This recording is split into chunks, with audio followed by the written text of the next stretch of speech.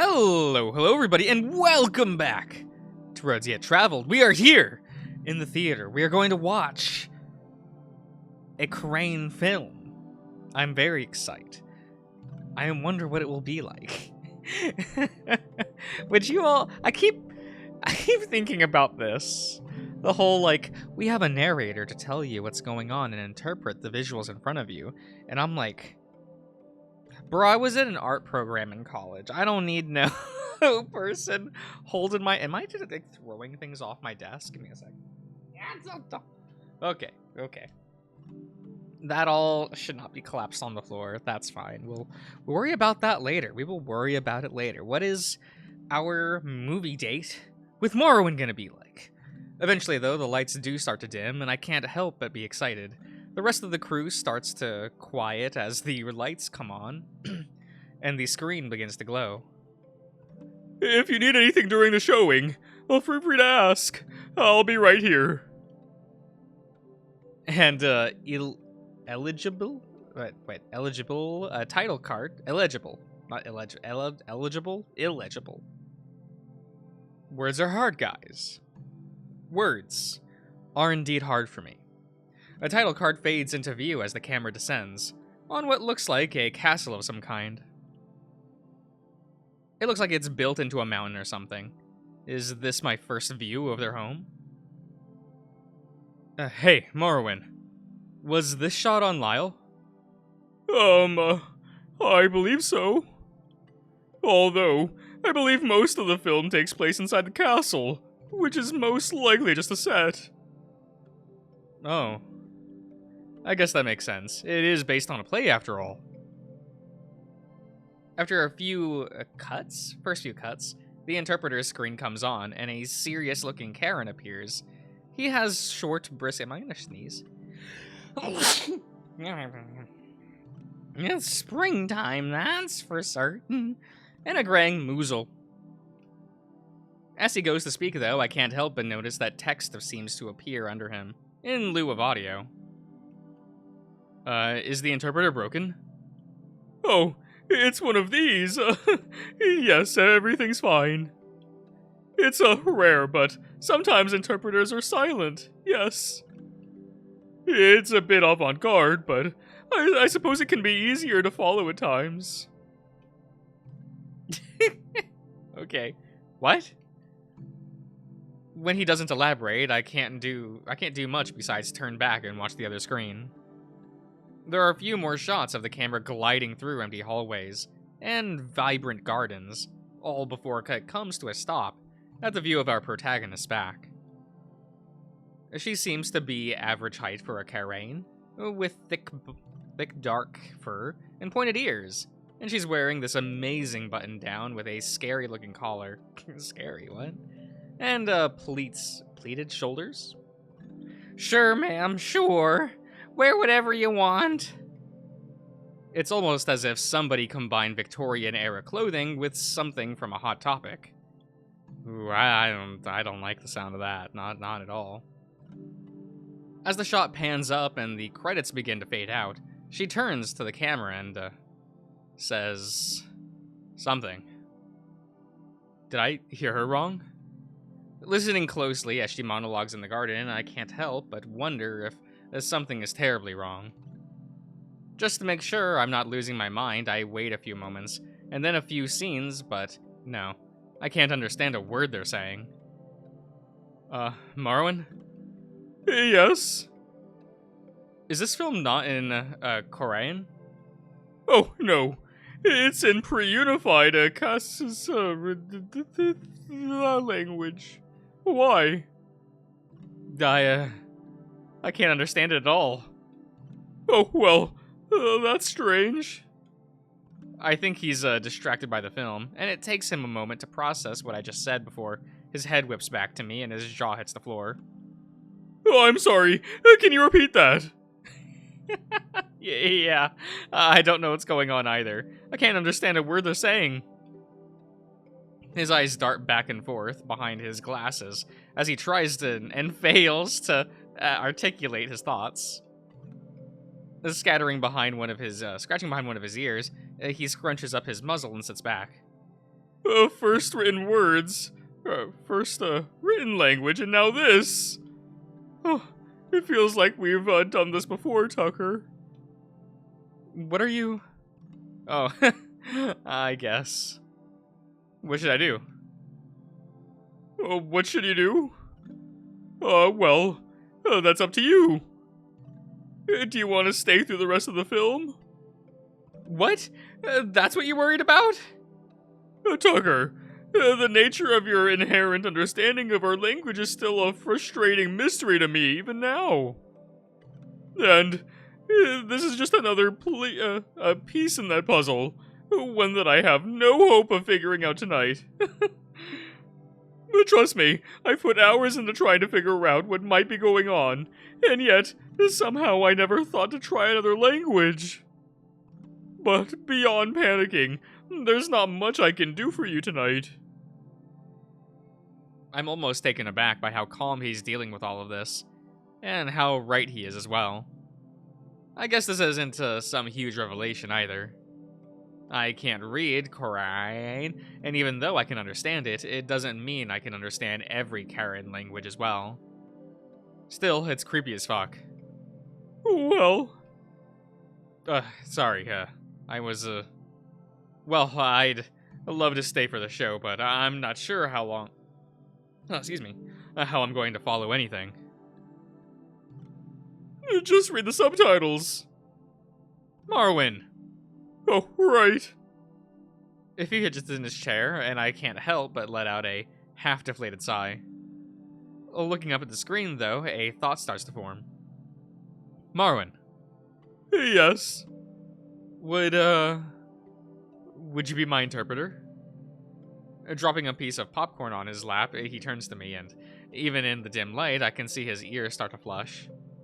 Blinking a few times, he centers himself and whispers out a, "Oh, of course. I'll do my best." That's all I can ask. Leaning closer to him, I stare up at the screen with a dumb smile on my face. Wait for him to begin. And to his credit, he does indeed do his best. His best, however, is quite sloppy at first. Is this what the mind of Marrowyn is like at the best of times? I can't imagine how flustered he gets when he's working. Wait, the Queen, her mother just came back from a conquest and, no, wait, they say it was her uncle. That can't be right. I think he's trying to follow the film and the interpreter at the same time, which means he just can't, which seems to be just as confusing as I thought it might be. I see. The Queen's brother, the prince's uncle, died during a conquest, and only his body returned. I should really brush up on my Casalite, discerning these past participles is not easy. Can you keep it down, please? He ekes out a, sorry. Before turning to me, before letting out a small chuckle. Whether the film is shot on Lyall or not, the sets are amazing. For the exaggerated costumes to the draped curtains, everything has a certain floor to it. Even the gardens are filled with dreary vines and sagging trees, which the director uses to great success to frame the shot. It's quite the slow film too, with lots of melodramatic scenes of characters moping about, with nothing to do but sit and be with their thoughts. Can't say I don't know what that's been like as of late. Eventually, though, when the new queen appears, things start to pick up. How long is this movie again? Getting bored already. It's about 2.5 marks. Is that alright? Damn, that's pretty long. It's fine, though. I'm glad things have picked up, though. The queen is, interesting. How so? Well, from what you've told me, she doesn't seem very believable.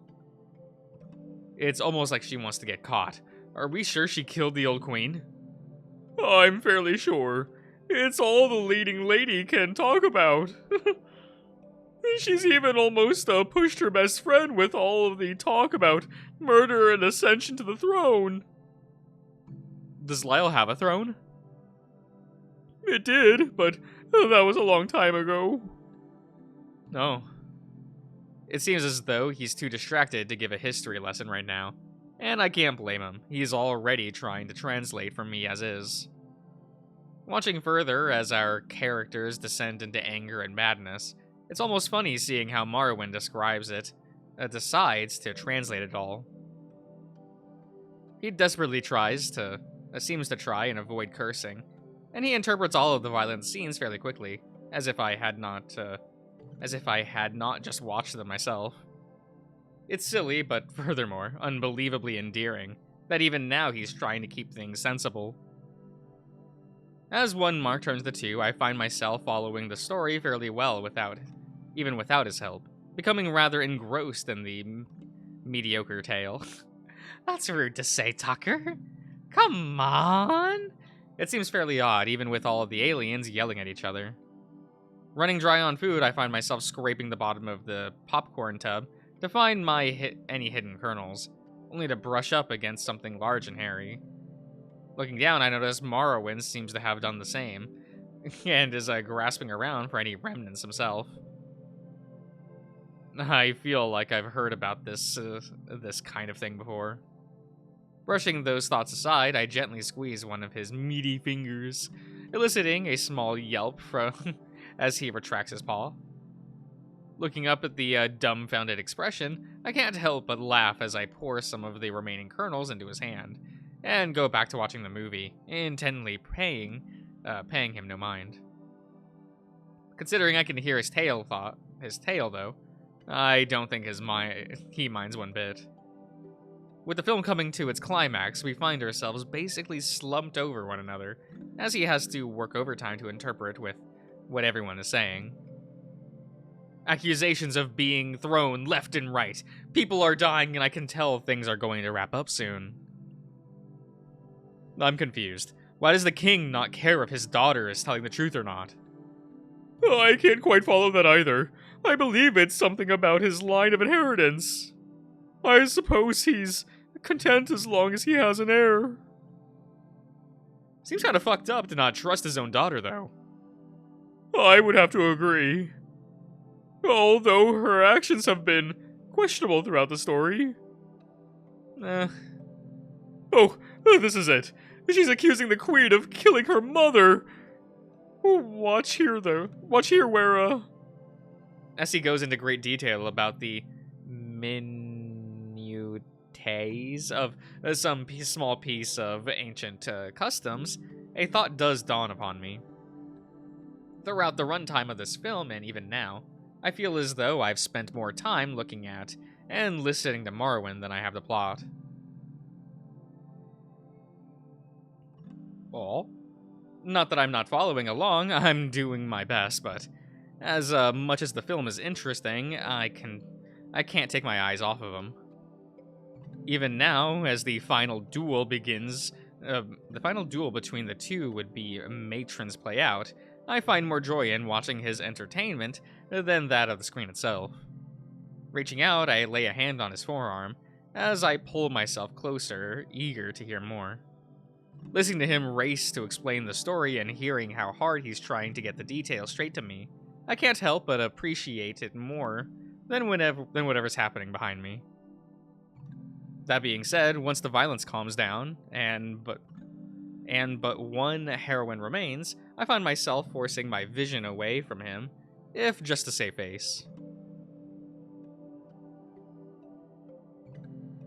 Marrowyn explains that the friend of the daughter, now queen, monologues that no one made it out of that room alive, as even her friend is but a shell of her former self. The curtains fall on the play when the uncle of the queen returns, only to find her kingdom in ruins and... Oh my god, it's just Hamlet. Across an untold distance, with millions upon millions of options, they just recreated Hamlet. And they made it bad. Well, at least Marrowyn looks like he's enjoyed it. As the lights slowly start to turn on and the credits roll, I turn to Marrowyn and offer a, well, what did you think? Oh my, it was something, wasn't it?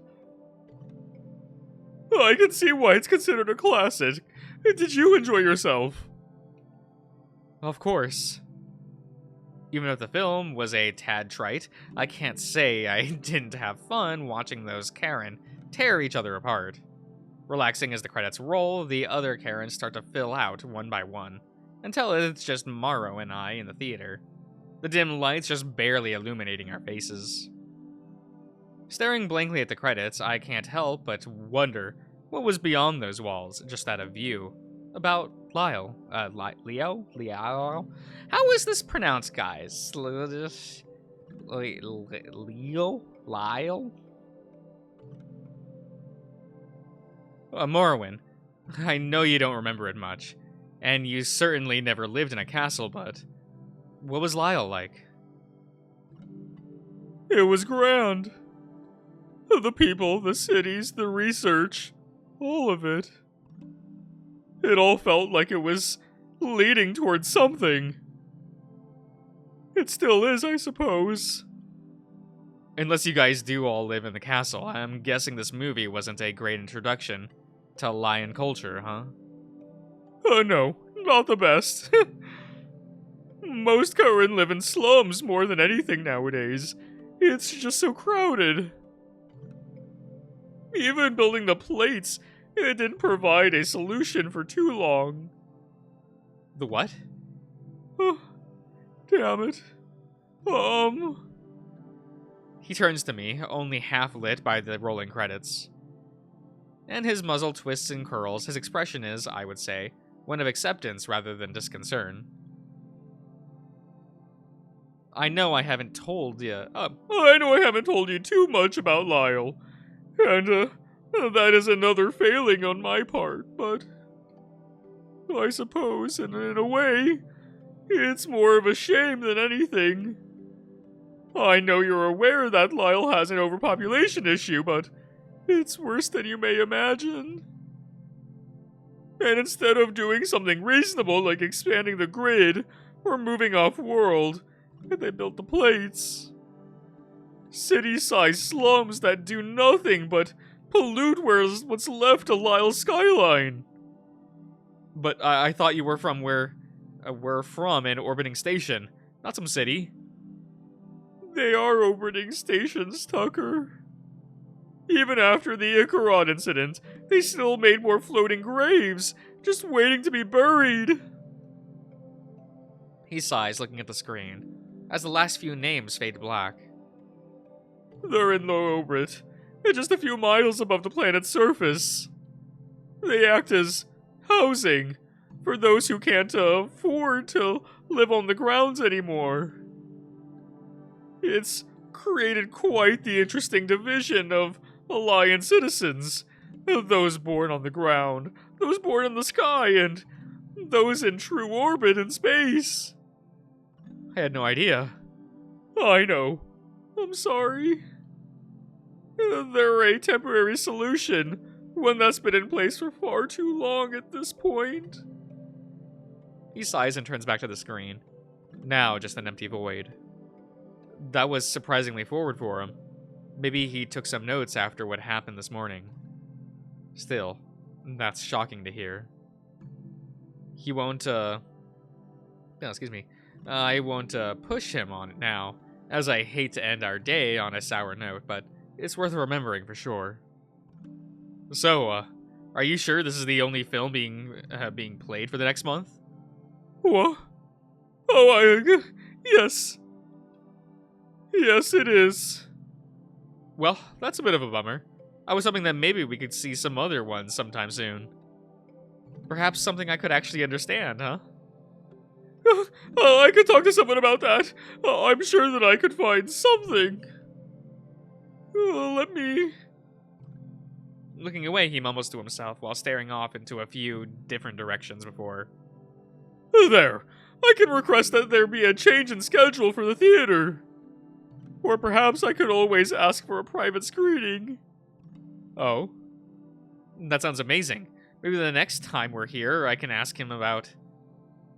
Wait. How did he... Marrowyn, can I see your monitor? Sure. Why? Nothing, I just wanted to see it.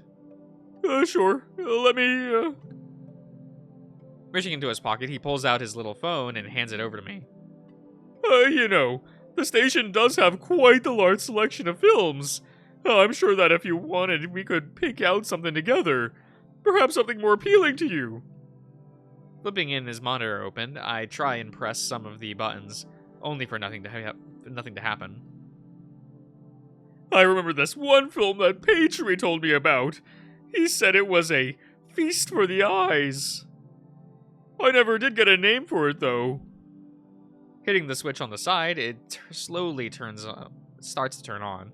The pixelated logo gradually burning into focus. Well, what do you think? Was this ever on? Tucker? Huh? Yeah, sorry. Closing the monitor, I hand it back to him and snap out of it. Yeah, I am. I think picking out a film together would be great.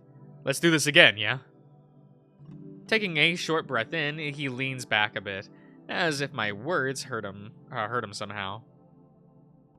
Only for the biggest smile to crawl on its way onto his face as he leans forward and quietly says, I'd like that, Tucker. His tail wagging behind him the whole time. He stays placidly calm for a while, before getting up and stretching out his back, helping me up as well, heading out of the theater. He grumbles to himself, as he has to pick a few pieces of popcorn out of his tail. That was cute, wasn't it? Fun little theater day with Marrowyn. But alright everyone, I'm going to end the part here. So I do hope that you all have enjoyed, and I'll see you guys around.